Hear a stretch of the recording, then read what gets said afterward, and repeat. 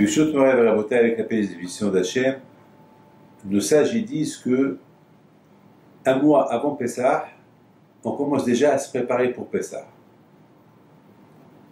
Et on commence déjà à lire les lois de Pessah. Parce que nous, on croit qu'on connaît tout. Mais on ne sait pas. Il y a toujours des choses qui se renouvellent, il y a toujours des nouveautés, et il y a toujours des choses qu'on ne peut pas s'attendre à ces choses qui peuvent arriver. Donc c'est mieux de se préparer un mois avant Pessah, déjà pour connaître c'est quoi Pessah. La question que je voudrais vous poser, c'est que quelle est la raison que Pessah il est tellement spécial? Qu'est-ce qu'il y a vraiment de spécialité à Pessah? C'est quoi? Parce qu'on mange la matzah, mais toute l'année on mange la matzah. Alors c'est quoi Pessah exactement? Est-ce parce qu'on ne mange pas le hametz? Vous savez, moi je ne mange pas le pain. Une fois par semaine je mange le pain. C'est le Shabbat. Il y a des gens qui ne mangent pas du tout du pain. Il y a des gens qui sont en régime total. C'est quoi exactement Pessah? Est-ce à cause de la vaisselle nouvelle? Eh ben, il y a toujours... on peut même acheter de la nouvelle vaisselle à la maison et c'est pas Pessah. Alors qu'est-ce qu'il y a de spécial à Pessah? Et c'est la matzah, et c'est la vaisselle qui n'a jamais été utilisée, et c'est parce que c'est la fête de la propreté.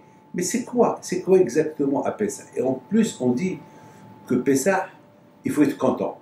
Et on dit que celui qui est content à Pessah, il va venir, il va être content. C'est-à-dire que Pessah, c'est la Géoula. Pessah, il a une Géoula, il va avoir la deuxième Géoula, c'est la délivrance de Mashiach. Donc ça veut dire que déjà, on se prépare à Pessah, et c'est ça la réponse. À Pessah, mes amis, on se prépare pour la venue de Mashiach.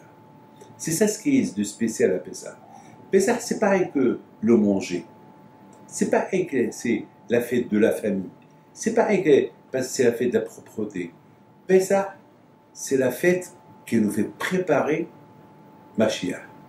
Il faut savoir une chose, que même depuis la sortie de l'Égypte, il y a quelques milliers d'années, ça aurait pu être la sortie de l'Égypte avec Mashiach. Ça pouvait être peut-être, si les Juifs n'auraient pas fait le veau d'or, eh ben, ça aurait pu être Mashiach.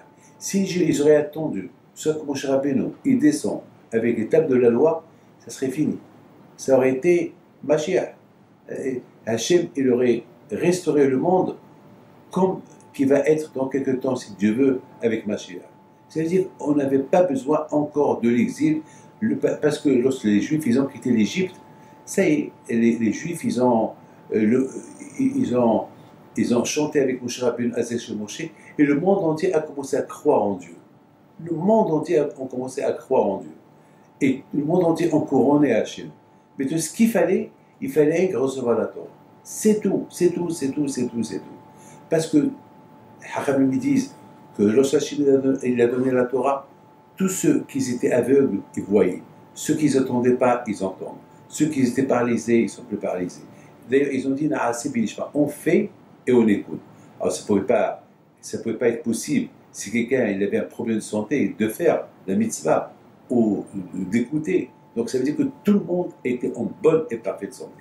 Donc, ça veut dire qu'il fallait uniquement ne pas faire le veau d'or et attendre Mashiach. Et c'est ça, le Satan, il a tout détruit. Le Satan, il savait que si Mashiach, il vient à l'époque, si Moshe descend du mont Sinaï et avec la Torah, donc ce sera la fin du Satan, ça sera la fin du Malach HaMavet. D'ailleurs, Hachamim disent que lorsque Hachem, il a dit, Anochi Hachem, lorsque Hachem s'est dévoilé à Israël, ils étaient libres du Yetzirah. Les Yetzirah, ils ne pouvaient plus les toucher. Et le Satan, il savait que c'était sa fin. Donc il a tout fait pour que les Juifs y fautent et pour qu'il ait encore une longue vie. Donc maintenant, si Dieu veut, on répare, parce que si Dieu veut, il ne reste pas longtemps pour Mashiach.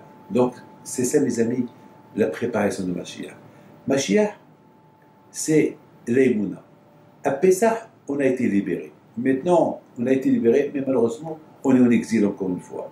Le temple a été détruit, et le deuxième temple a été détruit, et on est en exil, on est un peu partout. Et l'Emouna, Mashiach, c'est qu'il va venir, il va installer la paix dans le monde si Dieu veut. Donc, vous savez, c'est ça, Pessah. C'est pour ça qu'on dit dans la Gada, on dit les Shana Abba Be'Ushalem. l'année prochaine, Yerushalayim avec Mashiach. L'année prochaine. C'est ça ce qui est important. Et c'est ça, je pense, ce qui est de spécial à Pessah, c'est que on a la émouna que de la même façon qu'on a été libéré une fois, on va être libéré la deuxième fois. On renforce, à Pessah, on renforce encore la émouna en Dieu que c'est pas fini, que Mashiach, il va venir et bientôt. Et c'est la raison pourquoi dans des Had Gadia, et vers la fin on dit Hachem, il a pris le Malach Mavet, il l'a égorgé. C'est-à-dire, une fois que le Malach Mavet il est mort, c'est Mashiach, parce qu'une fois que Mashiach il va venir, il n'y aura plus de Malach Mavet. Donc c'est ça la bouteille, ce qui est de spécial en Pessah. Ce qui est de spécial en Pessah, c'est sauter. Ça veut dire, c'est quoi le mot sauter? Ça veut dire, on va avec Hachem, de la même façon que Hachem il a sauté pour des maisons juives, pour les épargner, et bien comme ça, quand je vois le Mashiach, il va venir, Hachem, quand je vois il va sauter, si Dieu veut faire une nouvelle étape, ça veut dire sauter cet exil qu'il a existé jusqu'à maintenant, et ce sera le beau monde, Hachem. Que le bon Dieu vous protège, vous donne la santé, et que nous tous, on sera présents à la venue de Mashiach. Amen.